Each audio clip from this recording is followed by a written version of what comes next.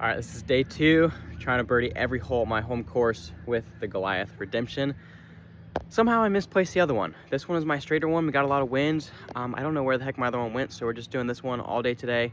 I've got 14 holes left to birdie. Let's see what I can do today.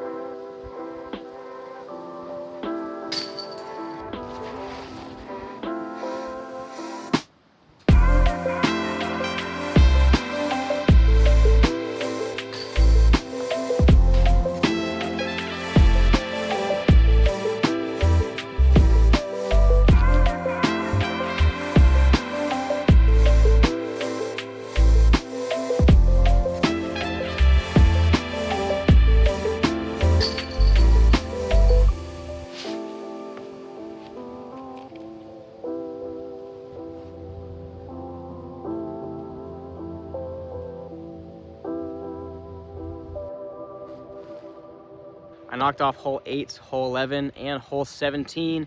Not bad in this wind. I've got 11 holes left to birdie, so see how many I can get next time. I'm only gonna play those 11 holes left, and I'll probably bring out another Redemption. That's my backup, so have another one, and hopefully it's not as windy. But that's a wrap for today. See ya for attempt 3.